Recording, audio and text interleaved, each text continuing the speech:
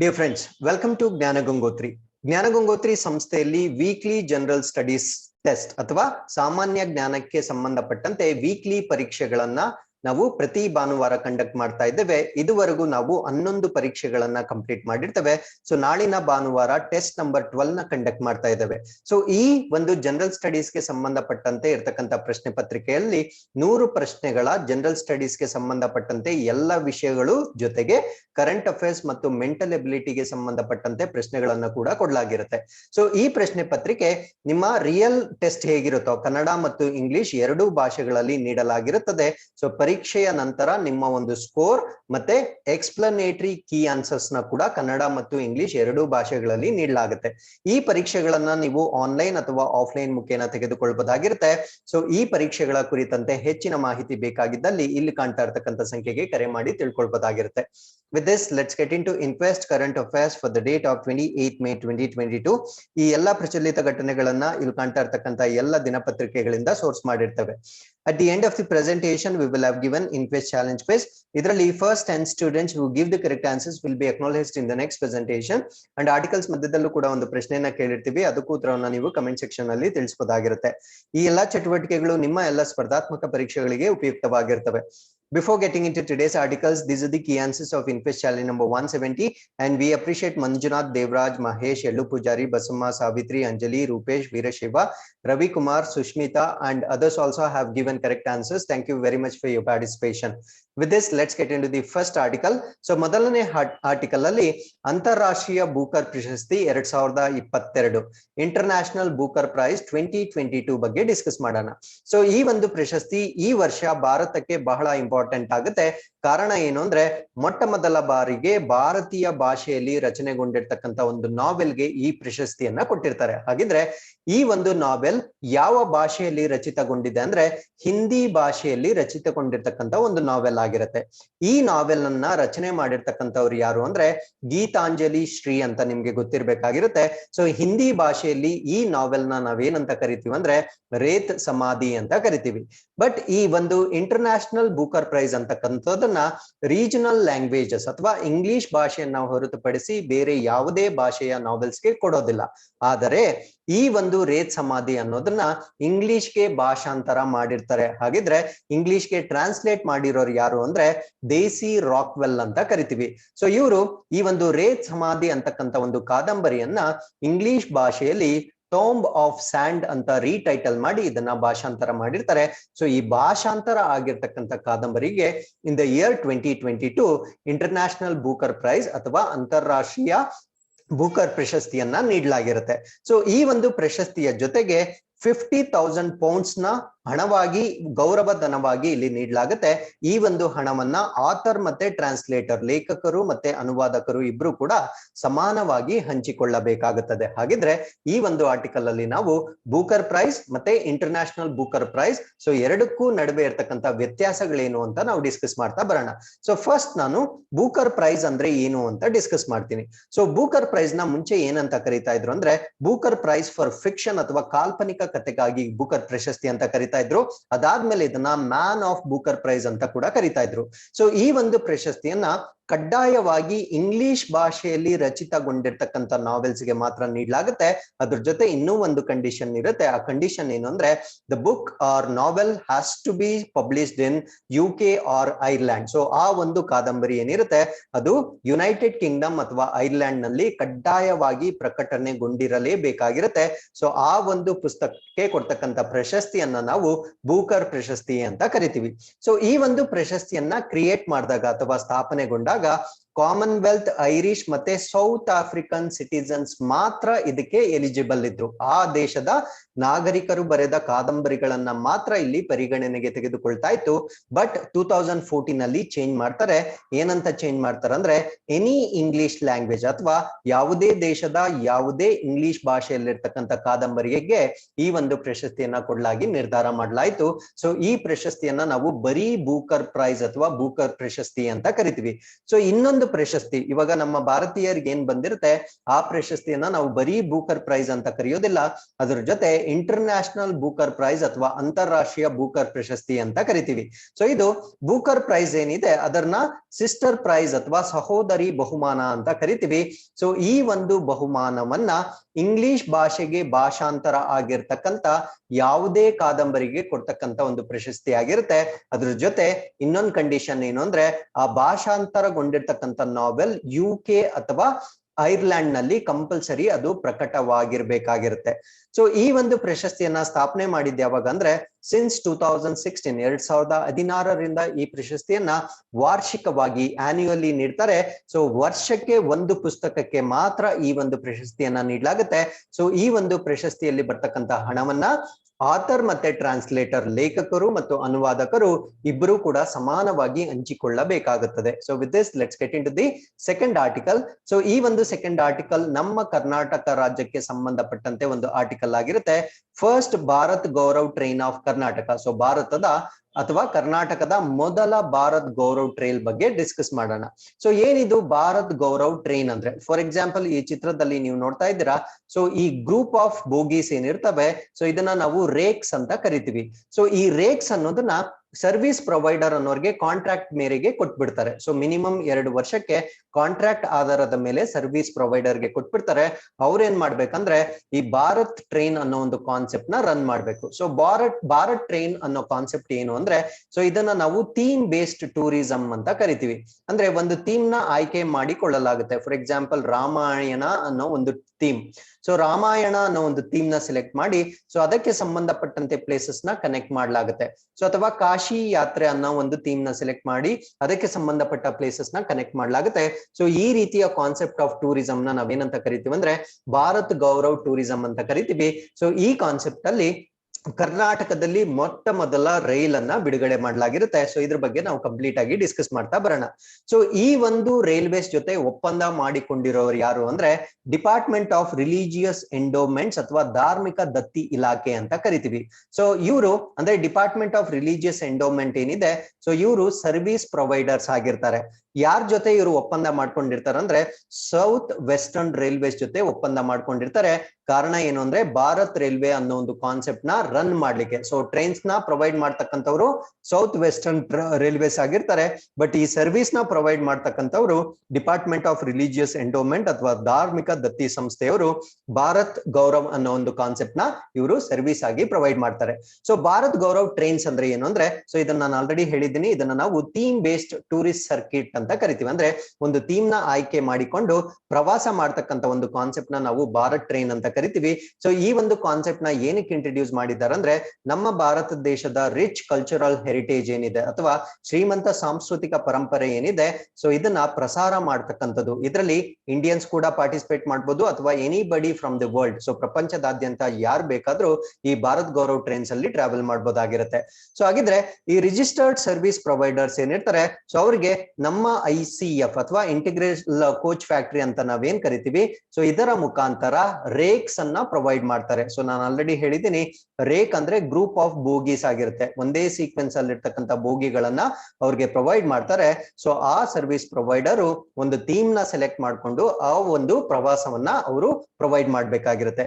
So ಹಾಗಿದ್ರೆ ಯಾವ model ಮುಖಾಂತರ ಈ ರೇಕ್ಸ್ ನ ಸರ್ವಿಸ್ ಪ್ರೊವೈಡರ್ಸ್ ಗೆ ಕೊಡ್ತಾ ಇದ್ದಾರೆ ಅಂದ್ರೆ ರೈಟ್ ಟು ಯೂಸ್ ಮಾಡೆಲ್ ಅಂತ ಕರಿತೀವಿ. ಅಂದ್ರೆ ಬಳಕೆಯ ಹಕ್ಕು ಮಾದರಿಯಲ್ಲಿ ಈ ಒಂದು ಕೋಚ್ ಗಳನ್ನ ಸರ್ವಿಸ್ ಪ್ರೊವೈಡರ್ಸ್ ಗೆ ನೀಡಲಾಗುತ್ತೆ.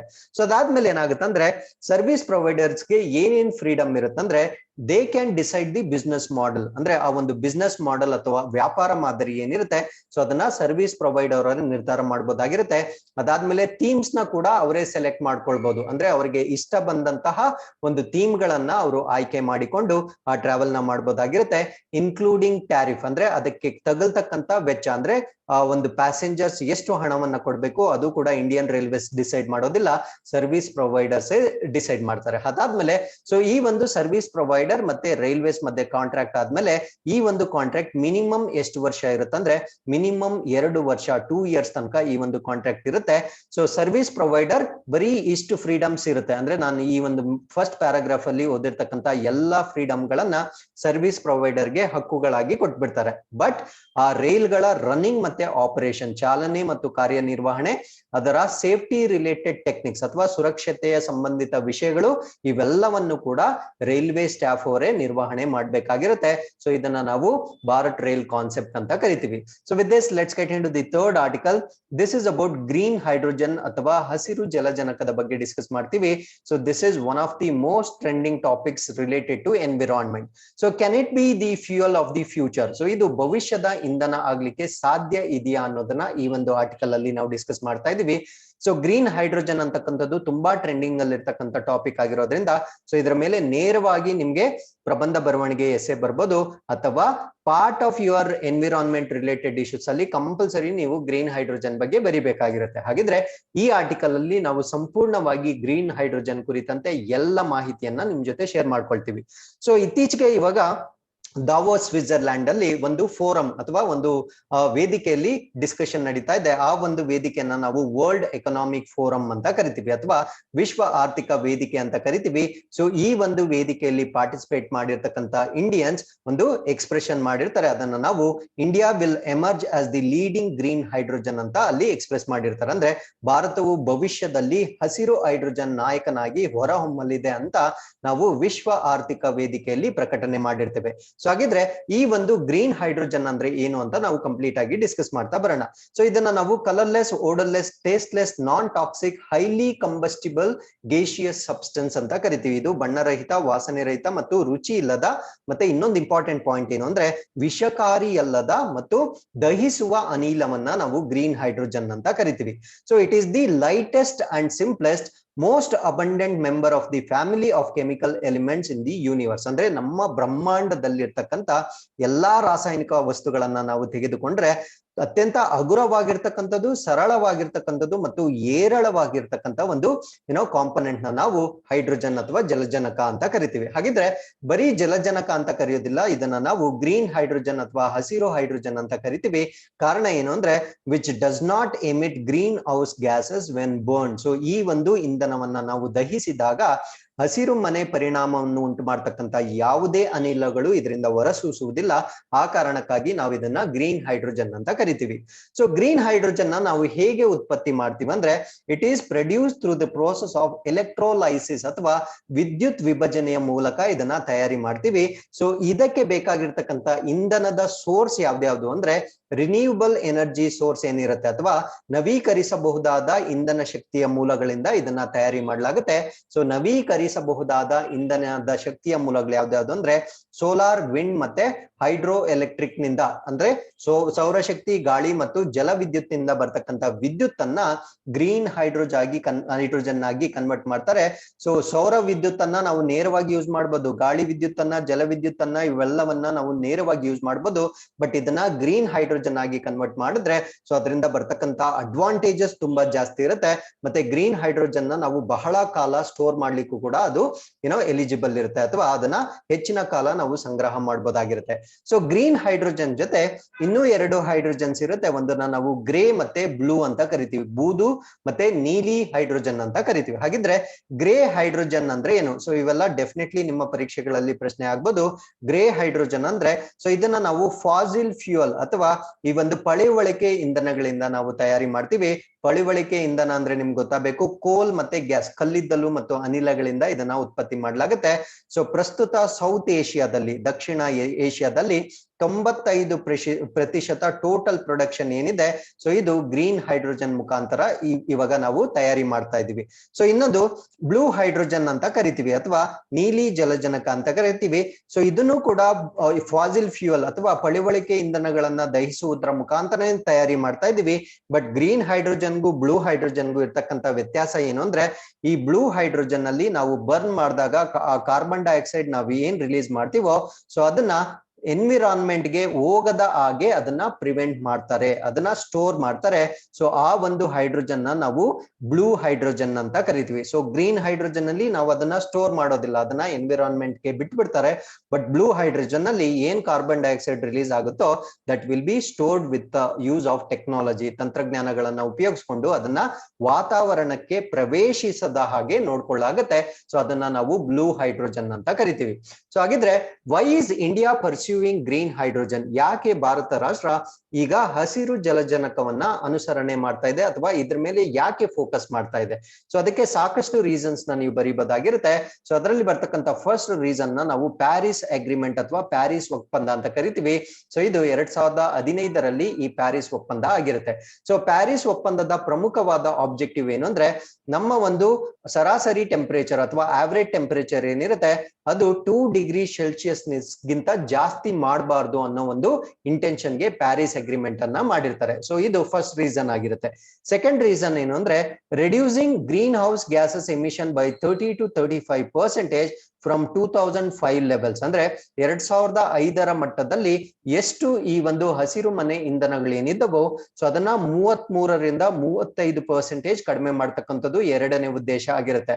ಸೊ ಇವೆಲ್ಲವನ್ನ ನಾವು ಸಾಕಾರ ಮಾಡಿಸ್ಬೇಕಾದ್ರೆ ಕಂಪಲ್ಸರಿ ನಾವು ಗ್ರೀನ್ ಹೈಡ್ರೋಜನ್ ನ ಬಳಸಬೇಕಾಗಿರುತ್ತೆ. ಅದಾದ್ಮೇಲೆ ಗ್ಲಾಸ್ಗೋದಲ್ಲಿ COP26 ಏನ್ ನಡೀತೋ ಸೊ ಅದರಲ್ಲಿ ನೆಟ್ ಝೀರೋ ಎಕಾನಮಿ ಬೈ 2070 ಅಂದ್ರೆ 2070ರ ವೇಳೆಗೆ ನಾವು ನಿವ್ವಳ ಶೂನ್ಯದ ಆರ್ಥಿಕತೆಯನ್ನ ನಾವು ಅಚೀವ್ ಮಾಡ್ಬೇಕು ಅಂತ ಏನ್ ಪ್ಲೆಜ್ ಮಾಡಿದ್ವಿ ಸೊ ಅದನ್ನು ಅಚೀವ್ ಮಾಡ್ಬೇಕಾದ್ರೆ ನಮ್ಗೆ ಗ್ರೀನ್ ಹೈಡ್ರೋಜನ್ ಕಂಪಲ್ಸರಿ ಆಗುತ್ತೆ. ಸೊ ಇದ್ರ ಜೊತೆಗೆ ಎಕನಾಮಿಕಲಿ ನಮ್ಗೆ ಮೋಸ್ಟ್ ಸಿಗ್ನಿಫಿಕೆಂಟ್ ರೀಸನ್ ಏನು ಅಂದ್ರೆ, ಆನ್ಯುಯಲಿ ಅಂದ್ರೆ ನಾವ್ ಇವಾಗ ಈ ಫಾಸಿಲ್ ಫ್ಯೂಯಲ್ ನ ಅಥವಾ ಈ ಪೆಟ್ರೋಲಿಯಂ ಪ್ರಾಡಕ್ಟ್ಸ್ ನ ನಾವು ಬೇರೆ ದೇಶಗಳಿಂದ ಏನು ಆಮದು ಮಾಡ್ಕೊಳ್ತಾ ಇದೀವಿ ಸೊ ಅದರ ಕಾಸ್ಟ್ $100 ಬಿಲಿಯನ್ ಆಗ್ತಾ ಇದೆ. It is a huge money. Suppose ನಾವು ಗ್ರೀನ್ ಹೈಡ್ರೋಜನ್ ನ ನಾವು ಇಲ್ಲೇ ಪ್ರೊಡ್ಯೂಸ್ ಮಾಡಿದ್ರೆ ಇಷ್ಟು ಹಣವನ್ನ ನಾವು ಸೇವ್ ಮಾಡಬಹುದಾಗಿರುತ್ತೆ. ಅದಾದ್ಮೇಲೆ ಈ ಬರೀ ಆರ್ಥಿಕವಾದ ಇಂಟ್ರೆಸ್ಟ್ ಅಲ್ಲ, ಅದ್ರ ಜೊತೆ ಈ ಒಂದು ಫಾಸಿಲ್ ಫ್ಯೂಯಲ್ ಏನಿದೆ ಅಥವಾ ಪೆಟ್ರೋಲಿಯಂ ಪ್ರಾಡಕ್ಟ್ಸ್ ಏನಿದೆ ಸೊ ಅದರಿಂದ ಸಾಕಷ್ಟು ಕಾರ್ಬನ್ ಡೈಆಕ್ಸೈಡ್ ಕೂಡ ರಿಲೀಸ್ ಆಗುತ್ತೆ. ಸೊ ಗ್ರೀನ್ ಹೈಡ್ರೋಜನ್ ಮುಖಾಂತರ ಕಾರ್ಬನ್ ಡೈಆಕ್ಸೈಡ್ ರಿಲೀಸ್ ಅನ್ನ ಕೂಡ ನಾವು ಪ್ರಿವೆಂಟ್ ಮಾಡಬಹುದಾಗಿರುತ್ತೆ. So nearly 7% of the global carbon dioxide is from India. So ಜಾಗತಿಕವಾಗಿ ಭಾರತ ರಾಷ್ಟ್ರವು 7% ಅಷ್ಟು ಕಾರ್ಬನ್ ಡೈಆಕ್ಸೈಡ್ ನ ಉತ್ಪತ್ತಿ ಮಾಡ್ತಾ ಇದೆ.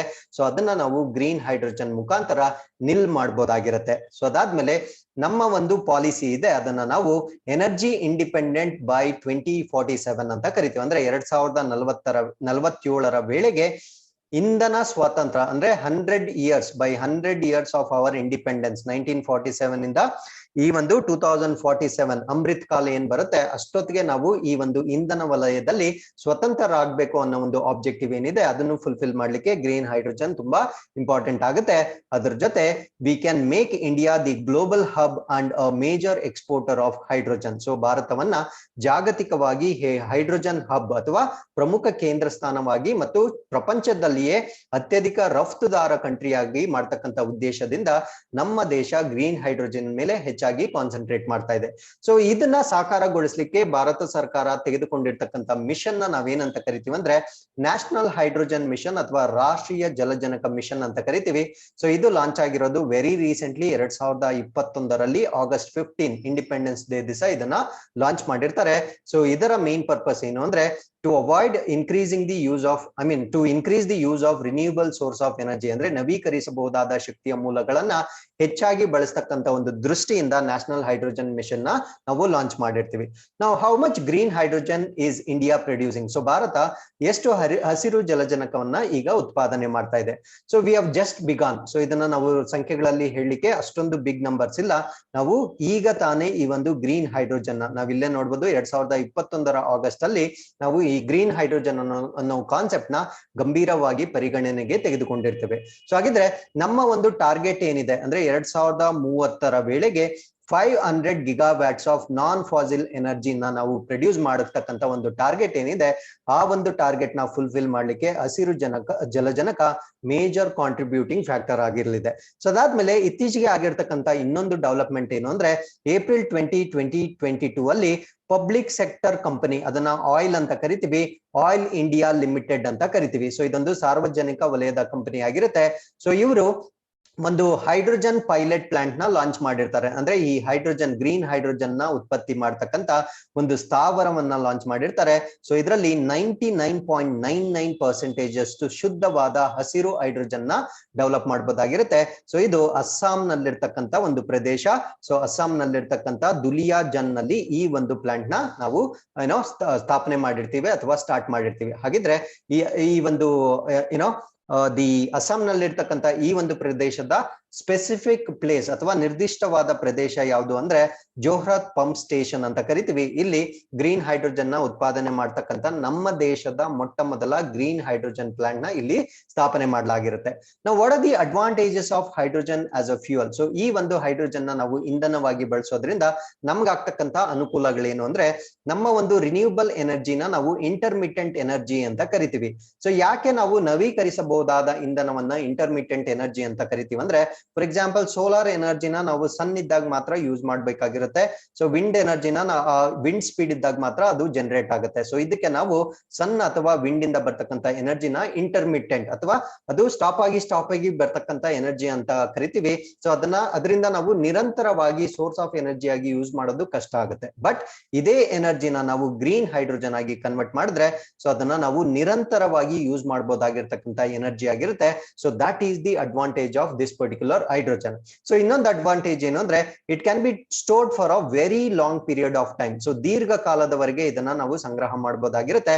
ಸೊ ಸಂಗ್ರಹ ಮಾಡಿರ್ತಕ್ಕಂಥ ಹೈಡ್ರೋಜನ್ ನ ಫ್ಯೂಯಲ್ ಆಗಿ ಕನ್ವರ್ಟ್ ಮಾಡ್ಲಿಕ್ಕೆ ನಾವು ಏನನ್ನ ಯೂಸ್ ಮಾಡ್ತೀವಿ ಅಂದ್ರೆ ಫ್ಯೂಯಲ್ ಸೆಲ್ಸ್ ಅಥವಾ ಇಂಧನ ಕೋಶಗಳನ್ನ ಯೂಸ್ ಮಾಡ್ತೀವಿ. ಸೊ ಈ ಒಂದು ಇಂಧನ ಕೋಶಗಳಲ್ಲಿ ಕೆಮಿಕಲ್ ಎನರ್ಜಿ ಎಲೆಕ್ಟ್ರಿಸಿಟಿ ಆಗಿ ಕನ್ವರ್ಟ್ ಆಗುತ್ತೆ. ಅಂದ್ರೆ ರಾಸಾಯನಿಕ ಶಕ್ತಿ ವಿದ್ಯುತ್ ಶಕ್ತಿಯಾಗಿ ಕನ್ವರ್ಟ್ ಆಗುತ್ತೆ. ಹೈಡ್ರೋಜನ್ ಬಂದು ಕೆಮಿಕಲ್ ಆಗಿರುತ್ತೆ, ರಾಸಾಯನಿಕ ವಸ್ತು. ಸೊ ಅದನ್ನ ನಾವು ಎಲೆಕ್ಟ್ರಿಸಿಟಿ ಆಗಿ ಇಂಧನ ಕೋಶಗಳನ್ನ ಬಳಸಿಕೊಂಡು ಮಾಡ್ಲಾಗತ್ತೆ. ಸೊ ಇಲ್ಲಿ ಏನ್ ಮಾಡ್ತೀವಿ ಅಂದ್ರೆ hydrogen gas reacts with oxygen to produce electricity and water vapour. So ಈ ಹೈಡ್ರೋಜನ್ ಏನ್ ಸ್ಟೋರ್ ಆಗಿರುತ್ತೆ ಸೊ ಅದು ಆಮ್ಲಜನಕದೊಂದಿಗೆ ಪ್ರತಿಕ್ರಿಯಿಸಿ ವಿದ್ಯುತ್ ಮತ್ತು ನೀರಿನ ಆವಿಯನ್ನ ಇದು ಉತ್ಪಾದನೆ ಮಾಡುತ್ತೆ. ಸೊ ಈ ವಾಟರ್ ವೇಪರ್ ಅಂತಕ್ಕಂಥದ್ದು ಎನ್ವಿರಾನ್ಮೆಂಟ್ ಗೆ ಯಾವುದೇ ರೀತಿಯ ಹಾನಿಯನ್ನ ಉಂಟು ಮಾಡೋದಿಲ್ಲ. ಅದ್ರ ಜೊತೆ ಆಕ್ಸಿಜನ್ ನ ಯೂಸ್ ಮಾಡಿಕೊಂಡು ಇದು ಎಲೆಕ್ಟ್ರಿಸಿಟಿನ ಪ್ರೊಡ್ಯೂಸ್ ಮಾಡಿದ್ರು one of the by product oxygen ಕೂಡ one of the by product ಆಗಿರುತ್ತೆ. ಹಾಗಿದ್ರೆ ಇಲ್ಲಿ ಬಿಡುಗಡೆ ಆಗ್ತಕ್ಕಂಥ ಆಕ್ಸಿಜನ್ ಏನಿದೆ ಸೊ ಇದನ್ನ ಬೇರೆ ಬೇರೆ ಇಂಡಸ್ಟ್ರಿಯಲ್ ಪರ್ಪಸ್ಗೆ ಕೈಗಾರಿಕೆಗಳಲ್ಲಿ ನಾವು ಯೂಸ್ ಮಾಡಬಹುದಾಗಿರುತ್ತೆ. ಅದಾದ್ಮೇಲೆ ಮೆಡಿಕಲ್ ಅಪ್ಲಿಕೇಶನ್ ವೈದ್ಯಕೀಯ ಅನ್ವಯಿಕಗಳು, ಫಾರ್ ಎಕ್ಸಾಂಪಲ್ ಇವಾಗ ಕೊರೋನಾದಾಗ ನಾವು ನೋಡಿದ್ವಿ ಸೊ ಆಕ್ಸಿಜನ್ ಶಾರ್ಟೇಜ್ ಅಂತ ನೋಡಿದ್ವಿ. ಸೊ ಆ ರೀತಿಯಾಗಿ ನಾವು ಸೋರ್ಸ್ ಆಫ್ ಆಕ್ಸಿಜನ್ ಆಗಿ ಕೂಡ ಯೂಸ್ ಮಾಡಬಹುದಾಗಿರುತ್ತೆ. ಅಥವಾ ಎನ್ರಿಚಿಂಗ್ ದಿ ಎನ್ವಿರಾನ್ಮೆಂಟ್ ಅಂದ್ರೆ ನಮ್ಮ ಒಂದು ಪರಿಸರ ವ್ಯವಸ್ಥೆಯಲ್ಲಿ ಆಕ್ಸಿಜನ್ ಕಾನ್ಸಂಟ್ರೇಷನ್ ನ ಇನ್ಕ್ರೀಸ್ ಮಾಡ್ಲಿಕ್ಕೂ ಕೂಡ ಈ ಒಂದು ಆಕ್ಸಿಜನ್ ನ ಯೂಸ್ ಮಾಡಬಹುದಾಗಿರುತ್ತೆ. ಸೊ ಈ ಎಲ್ಲ ಕಾರಣಗಳಿಂದ ಈ ಹೈಡ್ರೋಜನ್ ನ ನಾವು ಗ್ರೀನ್ ಹೈಡ್ರೋಜನ್ ಅಂತ ಕರಿತೀವಿ. ಸೊ ಇಷ್ಟು ಮಾಹಿತಿ ನಮಗೆ ಗ್ರೀನ್ ಹೈಡ್ರೋಜನ್ ಬಗ್ಗೆ ಗೊತ್ತಿರಬೇಕಾಗಿರುತ್ತೆ. So with this we have come to the fourth article. This is about Karnataka's new chief secretary ಅಥವಾ ಕರ್ನಾಟಕದ ನೂತನ ಮುಖ್ಯ ಕಾರ್ಯದರ್ಶಿ.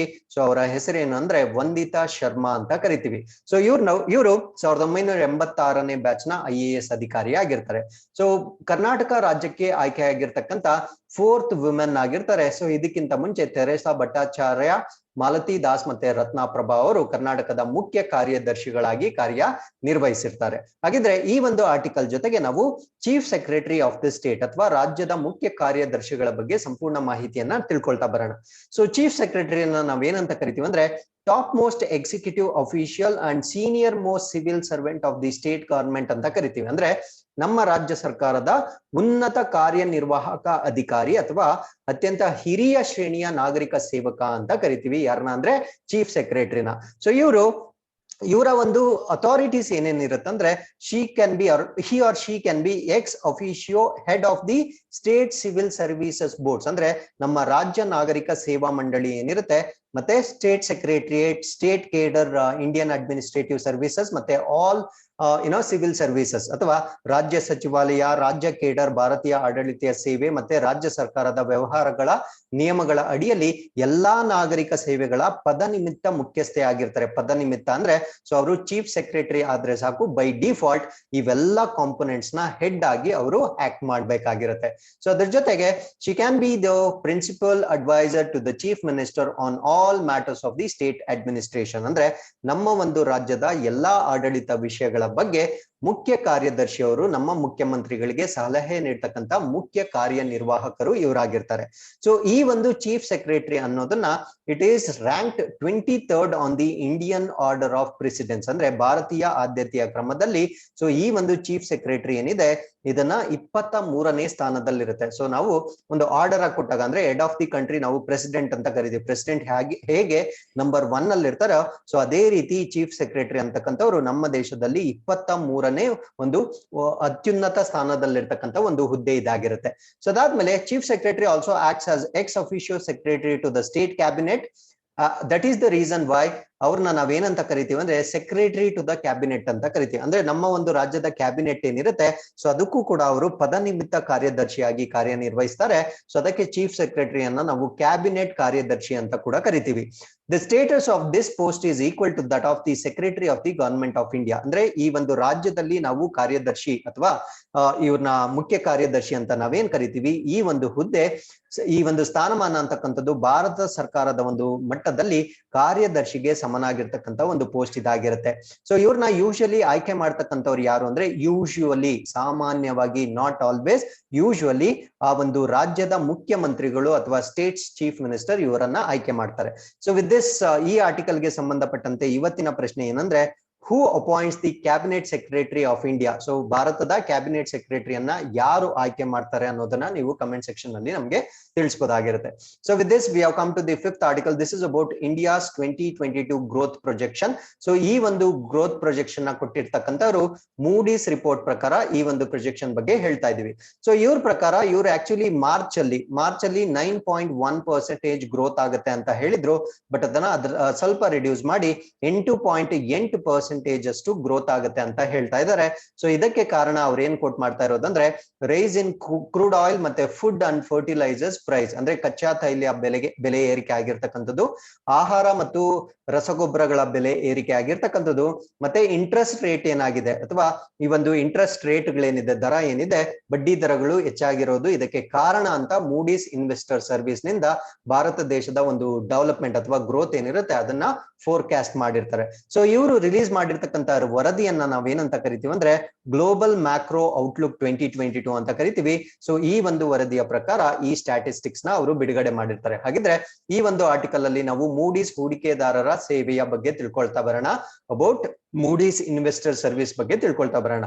So it is the bond credit rating business of the Moody's corporation. ಅಂದ್ರೆ ಈ ಮೂಡೀಸ್ ಕಾರ್ಪೊರೇಷನ್ ಅಡಿಯಲ್ಲಿ ಬರ್ತಕ್ಕಂತ ಬಾಂಡ್ ಕ್ರೆಡಿಟ್ ರೇಟಿಂಗ್ ವ್ಯವಹಾರವಾಗಿರುತ್ತೆ. ಫಾರ್ ಎಕ್ಸಾಂಪಲ್ ಇವಾಗ ಒಂದು ಇಂಡಿವಿಜುವಲ್ ವೈಯಕ್ತಿಕವಾಗಿ ನಾವು ಯಾವುದೇ ಒಂದು ಬ್ಯಾಂಕ್ ನಲ್ಲಿ ನಾವು ಏನಾದ್ರೂ ಲೋನ್ ತೆಗೆದುಕೊಳ್ಬೇಕಾದ್ರೆ ಸಿಬಿಲ್ ರೇಟ್ ಅಂತ ಚೆಕ್ ಮಾಡ್ತಾರೆ. ಅದೇ ರೀತಿ ಒಂದು ರಾಷ್ಟ್ರಕ್ಕೂ ಕೂಡ ಫಾರ್ ಎಕ್ಸಾಂಪಲ್ ಯಾವುದೋ ಒಂದು ಬೇರೆ ಕಂಟ್ರಿ, ಸೊ ನಮ್ಮ ದೇಶದಲ್ಲಿ FDI ಫಾರಿನ್ ಡೈರೆಕ್ಟ್ ಇನ್ವೆಸ್ಟ್ಮೆಂಟ್ ಅಥವಾ ವಿದೇಶಿ ನೇರ ಬಂಡವಾಳವನ್ನ ಹೂಡಿಕೆ ಮಾಡ್ಬೇಕಾದ್ರೆ ನಮ್ಮ ದೇಶದ ಬಾಂಡ್ಸ್ ಏನಿರುತ್ತೆ ಅದನ್ನ ಬೈ ಮಾಡ್ಬೇಕಾಗಿರುತ್ತೆ. ಸೊ ಈ ಒಂದು ಬಾಂಡ್ಸ್ ನಮ್ಮ ಒಂದು ಸಿಬಿಲ್ ರೇಟ್ ತರನೇ ಸೊ ಈ ಬಾಂಡ್ಸ್ ವರ್ತ್ ಎಷ್ಟಿದೆ ಅನ್ನೋದನ್ನ ಮೂಡೀಸ್ ಇನ್ವೆಸ್ಟರ್ ಸರ್ವಿಸ್ ನಿಂದ ರೇಟಿಂಗ್ ಮಾಡ್ತಾ ಇರ್ತಾರೆ. ಸೊ ಇವ್ರೇನ್ ಮಾಡ್ತಾರೆ ಅಂದ್ರೆ they provide international financial research on bonds issued by the commercial and government entities, ಅಥವಾ ಈ ಒಂದು ವಾಣಿಜ್ಯ ಅಥವಾ ಸರ್ಕಾರಿ ಘಟಕಗಳಿಂದ ನೀಡ್ತಕ್ಕಂಥ ಬಾಂಡ್ಸ್ ಏನಿರುತ್ತೆ ಸೊ ಇದರ ಒಂದು ವರ್ತ್ ಎಷ್ಟಿದೆ ಅನ್ನೋದನ್ನ ಇವರು ರಿಲೀಸ್ ಮಾಡ್ತಾ ಇರ್ತಾರೆ. So Moody's along with Standards and Poor and Fitch group is considered one of the big 3 credit rating agencies. ಅಂದ್ರೆ ಈ ಒಂದು ಪ್ರಪಂಚದಾದ್ಯಂತ ಈ ರೀತಿಯ ಕ್ರೆಡಿಟ್ ಏಜೆನ್ಸೀಸ್ ಏನಿದಾವೆ ಅದರಲ್ಲಿ ಮೂಡೀಸ್ ಕೂಡ ಒಂದಾಗಿರುತ್ತೆ. ಅದನ್ನ ಹೊರತುಪಡಿಸಿ ಸ್ಟ್ಯಾಂಡರ್ಡ್ ಅಂಡ್ ಪುವರ್ಸ್ ಅಂತ ಕರಿತೀವಿ, ಫಿಚ್ ಗ್ರೂಪ್ ಅಂತ ಕರಿತೀವಿ. ಸೊ ಇವೆರಡರ ಜೊತೆಗೆ ಉನ್ನತ ಮಟ್ಟದ ಒಂದು ಕ್ರೆಡಿಟ್ ರೇಟಿಂಗ್ ಏಜೆನ್ಸಿಯನ್ನ ನಾವು ಮೂಡೀಸ್ ಏಜೆನ್ಸಿ ಅಂತ ಕರಿತೀವಿ. ಅದಾದ್ಮೇಲೆ ಫಾರ್ಚೂನ್ 500 ಲಿಸ್ಟ್ ಅಂತ ಕರಿತೀವಿ. ಸೊ ಇದರಲ್ಲಿರ್ತಕ್ಕಂಥ ಫಾರ್ಚೂನ್ 500 ಲಿಸ್ಟ್ ಅಲ್ಲಿ ವಿಶ್ವದಲ್ಲಿ ಅತ್ಯುನ್ನತ ಒಂದು ಸಿಗ್ನಿಫಿಕೆಂಟ್ ಕಾಂಪೋನೆಂಟ್ಸ್ ಏನಿರುತ್ತೆ ಅದನ್ನೆಲ್ಲ ಪಟ್ಟಿ ಮಾಡ್ಲಾಗತ್ತೆ. ಸೊ 2021ರಲ್ಲಿ ಮೂಡೀಸ್ ರೇಟಿಂಗ್ ಏನಿರುತ್ತೆ ಸೊ ಇದನ್ನು ಕೂಡ ಫಾರ್ಚೂನ್ 500 ಪಟ್ಟಿಗೆ ಸೇರಿಸಲಾಗಿರುತ್ತದೆ. ಹಾಗಿದ್ರೆ ಈ ಒಂದು ಮೂಡೀಸ್ ಅಂತಕ್ಕಂಥ ಒಂದು component it is the standardise rating scale which measures the expected investor loss in the event of default. ಅಂದ್ರೆ ಫಾರ್ ಎಕ್ಸಾಂಪಲ್ ನಮ್ಮ ಒಂದು ದೇಶದಲ್ಲಿ ಹೂಡಿಕೆ ಮಾಡಿರ್ತಾರೆ, FDI ಮುಖಾಂತರ ಹೂಡಿಕೆ ಮಾಡಿ ಮಾಡಿರ್ತಾರೆ. ಸಪೋಸ್ ಈ ಒಂದು ಕಂಟ್ರಿಯಲ್ಲಿ ಏನಾದ್ರೂ ಡಿಫಾಲ್ಟ್ ಆಗಿರ್ತಕ್ಕಂತ ಒಂದು ಸಂದರ್ಭದಲ್ಲಿ ಆ ಹೂಡಿಕೆದಾರರಿಗೆ ಎಷ್ಟು ನಷ್ಟ ಆಗ್ಬೋದು ಅನ್ನೋ ಒಂದು ರೇಟಿಂಗ್ ಸ್ಕೇಲ್ ನ ಕೂಡ ಮೂಡೀಸ್ ಅವರು ಕೊಡ್ತಾರೆ. ಸೊ ಈ ಮೂಡೀಸ್ ರೇಟಿಂಗ್ ನ ಪ್ರಕಾರ ನಮ್ಮ ಒಂದು ಫಾರಿನ್ ಡೈರೆಕ್ಟ್ ಇನ್ವೆಸ್ಟ್ಮೆಂಟ್ ಇದರ್ ಇನ್ಕ್ರೀಸ್ ಆಗ್ಬೋದು ಅಥವಾ ಡಿಕ್ರೀಸ್ ಆಗ್ಬೋದು. ಸೊ ಆ ಒಂದು ರೇಟಿಂಗ್ ಚೆನ್ನಾಗಿದ್ರೆ FDI ಇನ್ಕ್ರೀಸ್ ಆಗುತ್ತೆ, ರೇಟಿಂಗ್ ಕಡಿಮೆ ಇದ್ರೆ FDI ಕೂಡ ಡಿಕ್ರೀಸ್ ಆಗುತ್ತೆ. So this is just one of the examples of how to talk about ಅಥವಾ how the significant of this particular Moody's ಅನ್ನೋದು ನಾವಿಲ್ಲಿ ಅರ್ಥ ಮಾಡ್ಕೊಳ್ಬಹುದಾಗಿರುತ್ತೆ. ಸೊ ಇದ್ರ ಜೊತೆ ಇವ್ರು ಕೊಡ್ತಕ್ಕಂತ ರ್ಯಾಂಕಿಂಗ್ ನ ನಾವು A to C ಅಂತ ಕರಿತೀವಿ. ಅಂದ್ರೆ AA ಇದ್ರೆ ಸೊ ಇದನ್ನ ನಾವು ಹೈಯೆಸ್ಟ್ ಕ್ವಾಲಿಟಿ ಅಂತ ಕರಿತೀವಿ. ಅಂದ್ರೆ ಯಾವ್ದಾದ್ರು ರಾಷ್ಟ್ರಕ್ಕೆ AA ಕೊಟ್ರೆ ಅದನ್ನ ಅತ್ಯುನ್ನತ ಗುಣಮಟ್ಟದ ರ್ಯಾಂಕಿಂಗ್ ಅಂತ ಕರಿತೀವಿ. ಸೊ C ಅಂತ ಕೊಟ್ರೆ ಅದನ್ನ ನಾವು ಲೋಯೆಸ್ಟ್ ಕ್ವಾಲಿಟಿ ಅಥವಾ ಕಡಿಮೆ ಗುಣಮಟ್ಟದ ಸ್ಕೇಲಿಂಗ್ ಅಂತ ಕರಿತೀವಿ. ಸೊ ಈ ಒಂದು ರೇಟಿಂಗ್ ನ ಸಂಸ್ಥಾಪಕರನ್ನ ನಾವು ಜಾನ್ ಮೂಡಿ ಅಂತ ಕರಿತೀವಿ. ಸೊ ಈ ಒಂದು ಕಾನ್ಸೆಪ್ಟ್ ನ 1909 ಸ್ಥಾಪನೆ ಮಾಡಲಾಗಿರುತ್ತೆ. ಹಾಗಿದ್ರೆ ಈ ರ್ಯಾಂಕಿಂಗ್ ಹೇಗಿರುತ್ತೆ ಅಂತ ನೀವು ನೋಡ್ಬೋದಾಗಿರುತ್ತೆ. This is just for your reference. So ಇಲ್ಲಿ A ಸಿಂಗಲ್ A ಮತ್ತೆ ಓನ್ಲಿ ಸಿಂಗಲ್ A ಮತ್ತೆ ಅದರಲ್ಲಿ ಸಬ್ ಡಿವಿಷನ್ಸ್ ಆಗುತ್ತೆ. ಸೊ ಈ ರೀತಿಯಾಗಿ ಹೈಯೆಸ್ಟ್ ರ್ಯಾಂಕಿಂಗ್ ನ ಕೊಡ್ತಾರೆ. ಸೊ ಲೋಯೆಸ್ಟ್ ರ್ಯಾಂಕಿಂಗ್ ಬಂದು C ಇಂದ ಸ್ಟಾರ್ಟ್ ಆಗ್ತಕ್ಕಂತ ಒಂದು ರ್ಯಾಂಕಿಂಗ್ ಆಗಿರುತ್ತೆ. So with this we have come to the 6th article. This is about world air power ranking of 2022 ಅಥವಾ ಈ ವಿಶ್ವ ವಾಯು ಶಕ್ತಿಯ ಶ್ರೇಯಾಂಕ. ಈ ಒಂದು ಶ್ರೇಯಾಂಕ 2022 ಶ್ರೇಯಾಂಕ ರಿಲೀಸ್ ಆಗಿರುತ್ತೆ. ಅಂದ್ರೆ ಈ ಒಂದು ಏರ್ ಫೋರ್ಸ್ ಗೆ ಸಂಬಂಧಪಟ್ಟಂತೆ ಯಾವ ರಾಷ್ಟ್ರ ಪವರ್ಫುಲ್ ಆಗಿದೆ ಅನ್ನೋ ಒಂದು ರ್ಯಾಂಕಿಂಗ್ ರಿಲೀಸ್ ಆಗುತ್ತೆ. ಸೊ ಭಾರತ ದೇಶದ IAF ಇಂಡಿಯನ್ ಏರ್ ಫೋರ್ಸ್ ಏನಿದೆ, ಸೊ ಈ ಒಂದು ಇಂಡಿಯನ್ ಏರ್ ಫೋರ್ಸ್ ನಮ್ಮ ಒಂದು ಪ್ರಪಂಚದಲ್ಲಿ 3ನೇ ಸ್ಥಾನದಲ್ಲಿರ್ತಕ್ಕಂತ ಒಂದು ಏರ್ ಫೋರ್ಸ್ ಆಗಿದೆ ಅಂತ ಇಲ್ಲಿ ಡಿಕ್ಲೇರ್ ಮಾಡಿರ್ತಾರೆ. ಸೊ ಇದ್ರ ಬಗ್ಗೆ ನಾವು ಡಿಸ್ಕಸ್ ಮಾಡ್ತಾ ಬರೋಣ. ಸೊ ಈ ಒಂದು ರ್ಯಾಂಕಿಂಗ್ ನ ರಿಲೀಸ್ ಮಾಡೋರು ಯಾರು ಅಂದ್ರೆ world dictionary of modern military aircraft ಅಂತ ಕರಿತೀವಿ. ಅಂದ್ರೆ ವಿಶ್ವ directory of modern military aircraft ವತಿಯಿಂದ ಈ ಒಂದು ವರ್ಲ್ಡ್ ಏರ್ ಪವರ್ಸ್ ರ್ಯಾಂಕಿಂಗ್ ನ ಬಿಡುಗಡೆ ಮಾಡಲಾಗುತ್ತೆ. ಸೊ ಇಂಡಿಯನ್ ಏರ್ ಫೋರ್ಸ್ ಬಂದು 3ನೇ ಪೊಸಿಷನ್ ಅಲ್ಲಿ ಇರುತ್ತೆ. ಅಂದ್ರೆ ಪ್ರಪಂಚದಾದ್ಯಂತ ನಾವು 3ನೇ ಸ್ಥಾನದಲ್ಲಿ ಇರ್ತೀವಿ.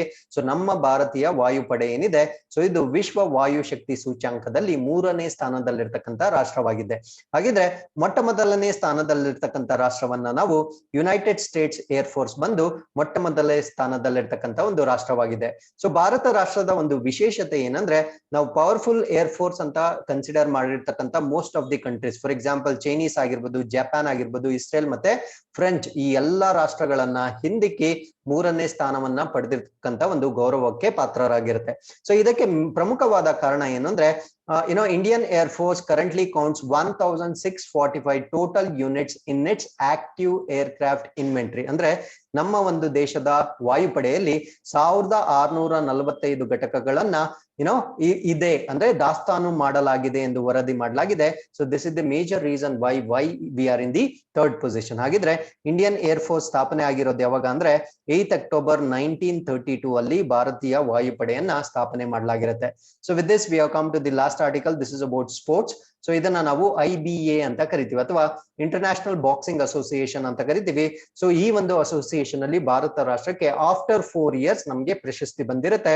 ಸೊ ಅದರಿಂದ ಈ ಒಂದು ಅಸೋಸಿಯೇಷನ್ ಬಗ್ಗೆ ನಾವು ಡಿಸ್ಕಸ್ ಮಾಡ್ಬೇಕಾಗಿರುತ್ತೆ. ಹಾಗಿದ್ರೆ ಈ ಒಂದು ಟೂರ್ನಮೆಂಟ್ ಅಲ್ಲಿ ಹೈಯೆಸ್ಟ್ ನಂಬರ್ ಆಫ್ ಅವಾರ್ಡ್ಸ್ ನ ಪಡೆದುಕೊಂಡಿರ್ತಕ್ಕಂಥ ರಾಷ್ಟ್ರ ಯಾವುದು ಅಂದ್ರೆ Turkey highest amount of awards ನ ಅಥವಾ ನಂಬರ್ ಆಫ್ ಅವಾರ್ಡ್ಸ್ ನ ಪಡೆದುಕೊಂಡಿರುತ್ತೆ. ಸೊ ಭಾರತ ರಾಷ್ಟ್ರಕ್ಕೆ 1 ಗೋಲ್ಡ್ 2 ಬ್ರಾನ್ಸ್, 1 ಚಿನ್ನ ಮತ್ತೆ 2 ಕಂಚಿನ ಪದಕಗಳು ಬಂದಿರುತ್ತೆ. ಸೊ ಗೋಲ್ಡ್ ಮೆಡಲ್ ಬಂದು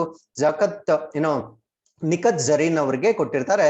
ಸೊ ಅದಾದ್ಮೇಲೆ ಬ್ರಾನ್ಸ್ ಬಂದು ಮನೀಷಾ ಮೌನ್ ಮತ್ತೆ ಪ್ರವೀಣ್ ಹೂಡಾ ಅವರಿಗೆ ಬಂದಿರುತ್ತೆ. ಹಾಗಿದ್ರೆ ಟರ್ಕಿ ರಾಷ್ಟ್ರಕ್ಕೆ ಸಂಬಂಧಪಟ್ಟಂತೆ ಕ್ಯಾಪಿಟಲ್ ಸಿಟಿಯನ್ನ ನಾವು ಅಂಕಾರ ಅಂತ ಕರಿತೀವಿ, ಕರೆನ್ಸಿಯನ್ನ ನಾವು ಟರ್ಕಿಶ್ ಲೀರಾ ಅಂತ ಕರಿತೀವಿ. ಸೊ ಪ್ರಸ್ತುತ ಪ್ರೆಸಿಡೆಂಟ್ ಅಥವಾ ಅಧ್ಯಕ್ಷರನ್ನ ರೆಸೆಪ್ ತಯ್ಯಿಪ್ ಎರ್ಡೋಗನ್ ಅಂತ ಕರಿತೀವಿ. ಇಷ್ಟು ಮಾಹಿತಿ ಈ ಒಂದು ಆರ್ಟಿಕಲ್ ಬಗ್ಗೆ ಗೊತ್ತಿರಬೇಕಾಗಿರುತ್ತೆ. ಸೊ ಅದಾದ್ಮೇಲೆ ಮೆಡಲ್ಸ್ ಟ್ಯಾಲಿ ಅಂತಕ್ಕಂಥದನ್ನ ಇಲ್ಲಿ ಕೊಟ್ಟಿರ್ತೀವಿ. This is just for your information. So with this we have completed all the current affairs of the day. With this we have come to InQuest challenge number 171. You can just pause the video, go through the questions and give us the answers. So once again I'll meet you tomorrow with tomorrow's current affairs. Till then keep reading, be safe. Thank you very much for watching.